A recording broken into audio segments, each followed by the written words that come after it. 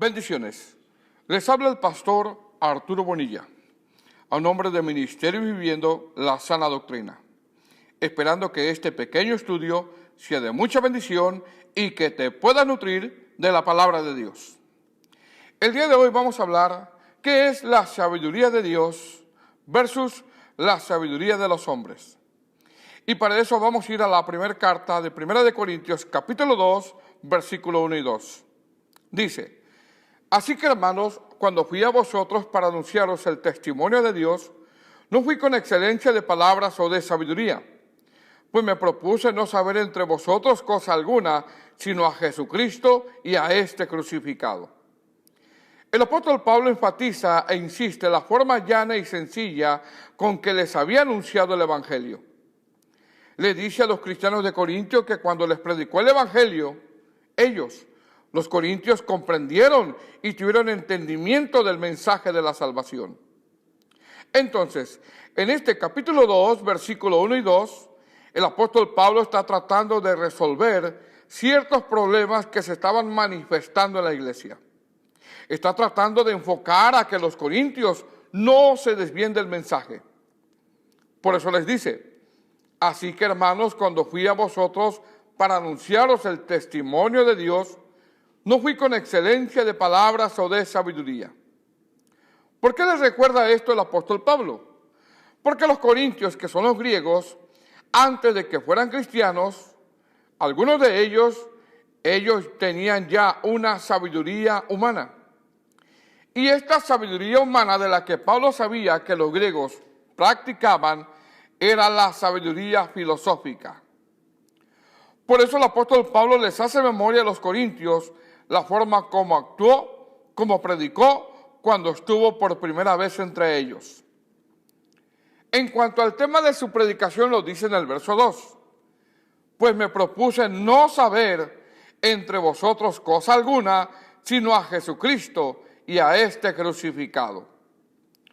En otras palabras, cualquiera que oyese a Pablo predicar se podía dar cuenta de inmediato que esta era la única cuerda de su arpa, que era la única nota que él tocaba, que el único tema de su predicación era a Cristo y a este crucificado. Esto nos dice que el único interés de nosotros, los que predicamos, y también el único interés de los oyentes, es que cuando alguien predique, esta predicación hable de Cristo, cosa que se ha perdido intencionalmente en estos últimos tiempos. Por eso les dice en el verso 2, pues me propuse no saber entre vosotros cosa alguna, sino a Jesucristo y a este crucificado. Verso 3, y estuve entre vosotros con debilidad y mucho temor y temblor. Verso 4, y ni mi palabra, ni mi predicación fue con palabra persuasiva de humana sabiduría, sino con demostración del Espíritu y de poder.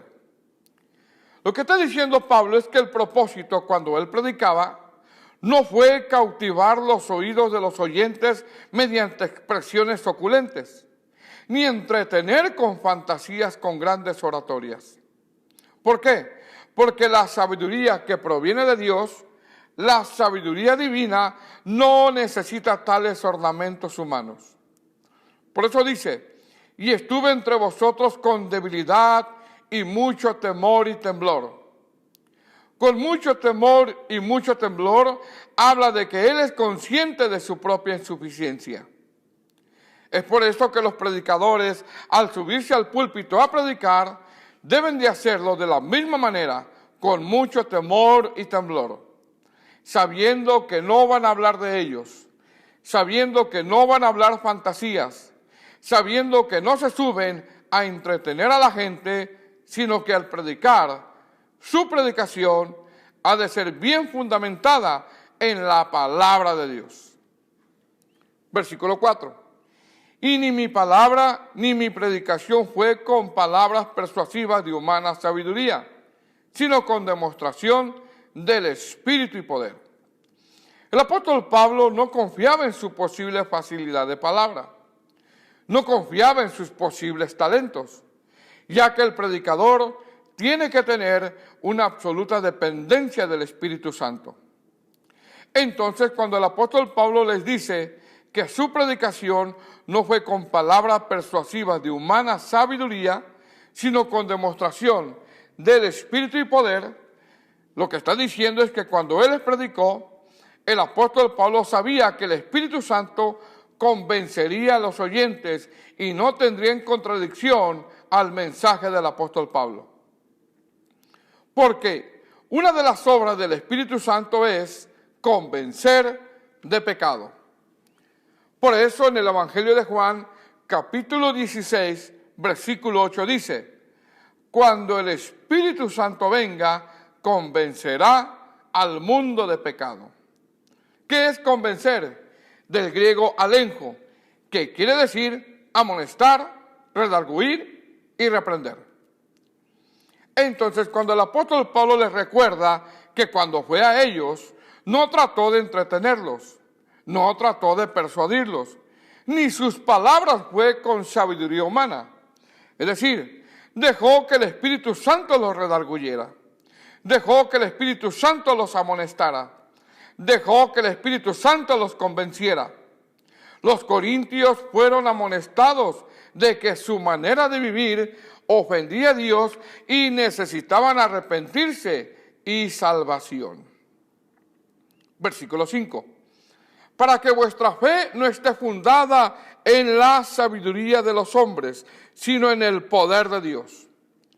Esto es, cuando la predicación es acerca de Cristo y no le añadimos nada y la gente se arrepiente, es convertida, tiene un nuevo nacimiento, siente el pecado que antes no lo sentía, entonces la predicación solo puede atribuirse al poder de Dios. Versículo 6. Sin embargo, hablamos sabiduría entre los que han alcanzado madurez, y sabiduría no de este siglo, ni de los príncipes de este siglo que perecen. Dice el apóstol, hablamos sabiduría, habla en plural. ¿Cuál es la sabiduría a la que se refiere el apóstol Pablo? Indudablemente es a la predicación del Evangelio. Es decir, el tema del apóstol Pablo es la predicación del Evangelio, la que habla solo de Cristo. Entonces dice, hablamos sabiduría no de este siglo, ni de los príncipes de este siglo que perecen. Entonces el apóstol Pablo dice que hay una sabiduría que habla a los príncipes de este siglo. Y al hablar de este siglo, también habla del tiempo presente. Entonces, está diciendo que cuando fue a los griegos, ellos ya tenían una sabiduría humana, la sabiduría que hablan en este siglo, la sabiduría de este mundo. ¿Cuál es la sabiduría de este mundo? O la sabiduría que practicaban los griegos. La sabiduría que practicaban los griegos es la filosófica o la filosofía. ¿Qué es la filosofía? Filos, amor, sofía, conocimiento. ¿Qué es amor al conocimiento? En este caso, un conocimiento fuera de la palabra de Dios. Entonces, lo que está diciendo el apóstol Pablo es que cuando fue a ellos, él les hablaba la sabiduría de Dios, esto es el Evangelio, y que él no hablaba la sabiduría de este mundo, que en este caso es la filosófica o la filosofía.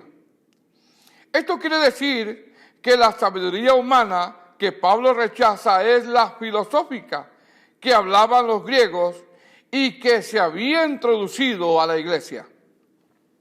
Ahora, esta sabiduría humana, esta sabiduría filosófica que rechaza Pablo, se refiere a las diferentes enseñanzas de la filosofía, ya que de la filosofía viene la metafísica. Y la metafísica dice, si no hay pensamiento, no hay confesión. Y si no hay confesión, no hay realización. De la filosofía también, de ahí viene la confesión positiva.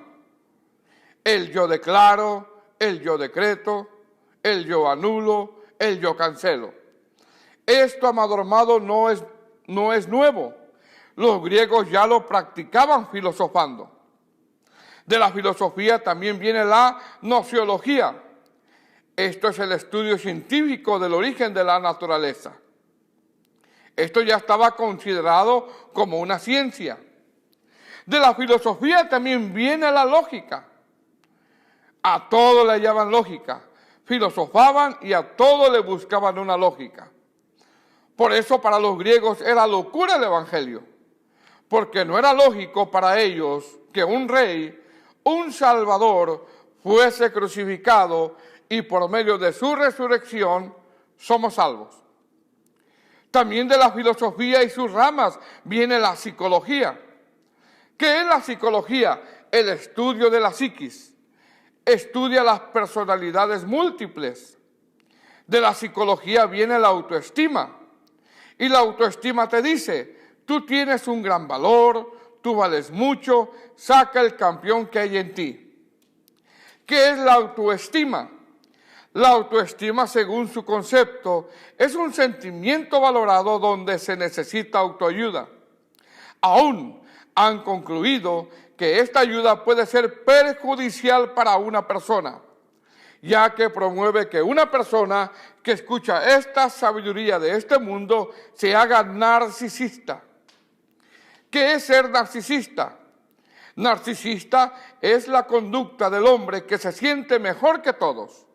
Se ama de ser el más precioso, se aprecia por ser hermoso, tiene admiración por él mismo. ¿Cómo? Yo soy el ungido, yo tengo el poder, etc. Fue en Grecia donde ya por primera vez surgió la citada filosofía, donde enseñaban todo esto. Entonces, cuando el apóstol Pablo llega a Grecia, llega y no ignora que todas estas enseñanzas tenían mucha influencia entre los griegos. Y que cuando llegó a predicarles a Cristo, al Dios desconocido, todas estas enseñanzas de la falsa llamada ciencia ya tenían influencia entre los griegos. Tanto era la influencia de estas enseñanzas que el apóstol Pablo reconoce que algunos cristianos fueron arrastrados por estas falsas enseñanzas. Por eso en Timoteo, en 1 de Timoteo, capítulo 6, versículo 20 dice, oh Timoteo, guarda lo que se te ha encomendado, evitando las profanas pláticas sobre cosas malas y los argumentos de la falsamente llamada ciencia, la cual profesando algunos se desviaron de la fe. Dice el apóstol Pablo, evita las profanas pláticas. ¿Qué es profano? Del griego bébelos, que quiere decir pagano, malo o malvado. También dice el apóstol que estas pláticas profanas son vanas, que es vano o vanas, del texto griego que significa una discusión inútil, una palabrería, también significa vacío o hueco. Es decir, algunos cristianos hablaban esta palabrería, tenían discusiones inútiles sobre este tema, enseñanzas huecas de la falsamente llamada ciencia. Dice Pablo, evita estas profanas pláticas, es decir, estas palabrerías evítalas, estas enseñanzas huecas evítalas y no permitas que penetren al santuario, porque puede dañar a los oyentes. Sigue diciendo, de la falsamente llamada ciencia. El apóstol Pablo ataca contundentemente esta falsamente llamada ciencia y se refiere a la filosofía, porque estas enseñanzas confunden y trastornan la sana doctrina. Sigue diciendo, la cual profesando algunos se desviaron de la fe. ¿Qué significa profesar? Del griego aceptar, abrazar y seguir.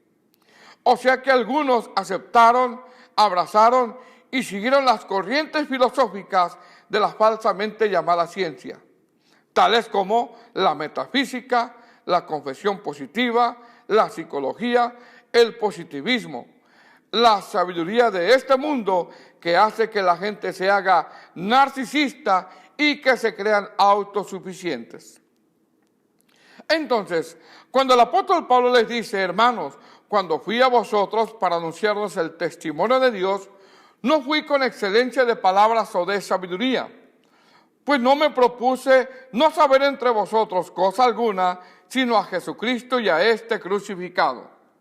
Y ni mi palabra ni mi predicación fue con palabras persuasivas de humana sabiduría, sino con demostración del Espíritu y poder, para que vuestra fe no esté fundada en la sabiduría de los hombres, sino en el poder de Dios. En otras palabras les dice, cuando fui a vosotros, no desconocía yo el conocimiento que tienen, lo que ustedes creen, y cómo filosofean con sus enseñanzas de metafísica, con su yo declaro, yo decreto, con sus enseñanzas de positivismo. Cómo se levantan entre ustedes su autoestima, haciéndose narcisistas, creyéndose los mejores. Pero a pesar de que se creen los mejores, de que son narcisistas, cuando les prediqué, el Espíritu Santo les redarguyó que tienen que arrepentirse. Amado hermano, tengamos cuidado de que estas enseñanzas penetren en nuestros sermones y nuestras oraciones. Porque si practicamos el decreto, el yo declaro, el yo cancelo, el yo proclamo, el yo anulo, solo estaremos filosofando y causaremos un daño irreversible a la fe de muchos. Apartaremos a muchos de la sana doctrina. Recordemos, amado hermano, que la oración es siempre un ruego. Y como enseñó el Señor, nuestro Señor Jesucristo, hágase tu voluntad. Esperamos que este pequeño estudio haya sido de mucha bendición y nos vemos en la próxima edición. A nombre del Ministerio Viviendo la Sana Doctrina y su consiervo, el pastor Arturo Bonilla. Bendiciones.